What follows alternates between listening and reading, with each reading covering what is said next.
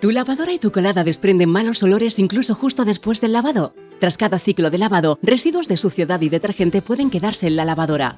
Si no se limpia de forma apropiada, pueden aparecer malos olores. El limpialavadoras de Dr. Beckman con carbón activo limpia en profundidad el interior de la máquina. Echa todo el producto directamente en el tambor vacío y comienza el ciclo principal de lavado al menos a 60 grados. La potente fórmula elimina los depósitos y malos olores para mantener tanto tu lavadora como tu colada limpias y frescas.